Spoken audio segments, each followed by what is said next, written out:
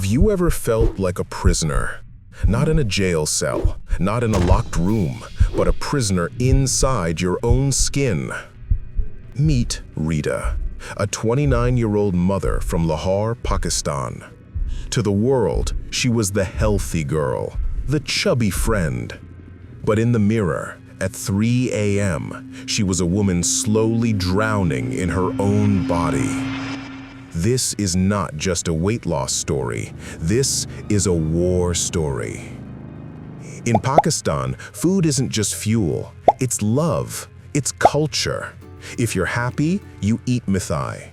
If you're sad, you eat halwa. If you're bored, you have chai and samosas. For Rita, food was armor. She grew up hearing two conflicting voices.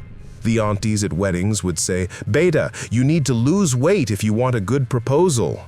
But the moment she sat down to eat, the same aunties would say, "Why aren't you eating? Take more. Are you sick?"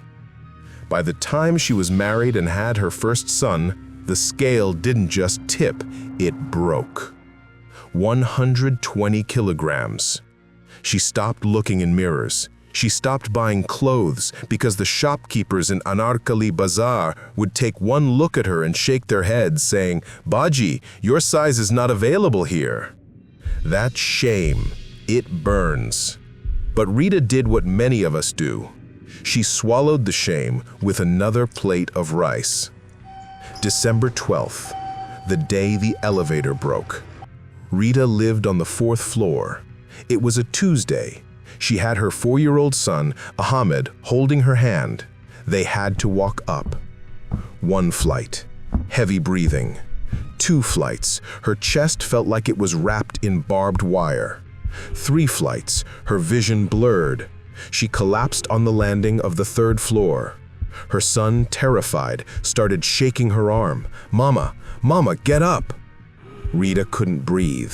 She literally could not inhale enough oxygen to feed a 120-kilogram body. She lay on the cold concrete, gasping like a fish out of water, staring at the ceiling fan, thinking, "This is it.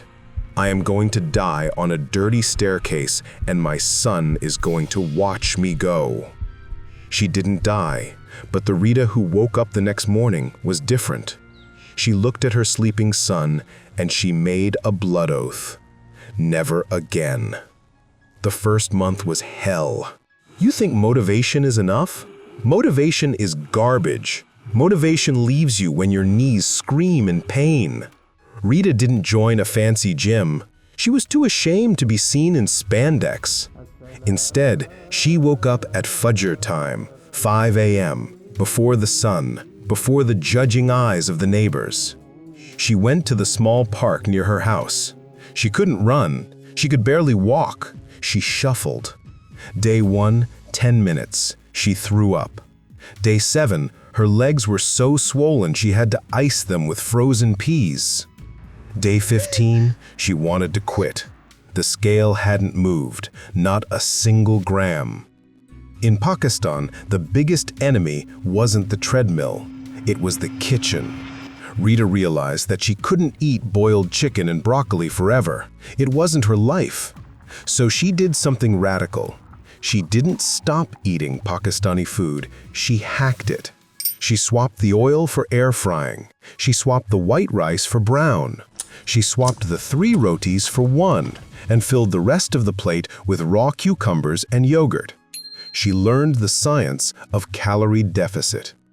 6 months in, she was down 25 kilograms. She was at 95 kilograms. People were noticing. Then came the ultimate test, wedding season. If you know, you know.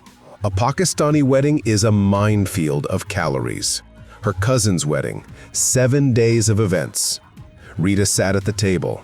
The aroma of mutton korma wafted into her nose. Her relatives pressed her. "Oh, Rita, you've lost so much. 1 cheat day won't kill you. Eat!" It's the peer pressure of love. Rita picked up a plate.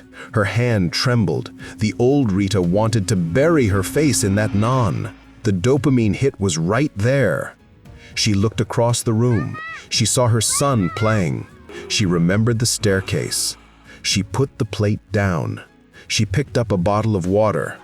She danced with her son instead of eating. That night, she went home hungry, but her soul was full. That was the night the fat girl died and the warrior was born. The next 6 months were a blur of sweat and grit. 90 kilograms, she started jogging. 80 kilograms, she joined a gym. She walked in with her head high. 70 kilograms, the tailor measured her and asked, "Madam, is this for your younger sister?"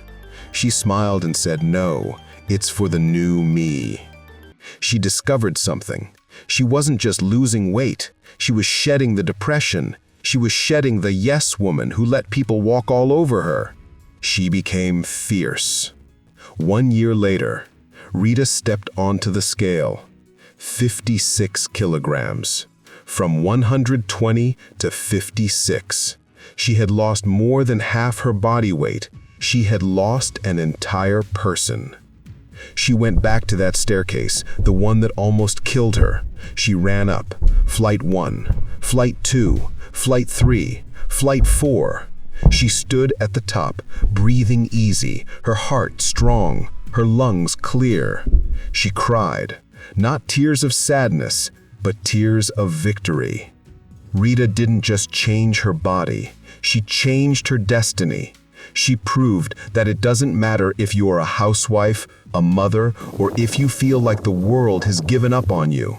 The only person who needs to believe in you is you. If Rita can fight her way back from the edge, what is stopping you?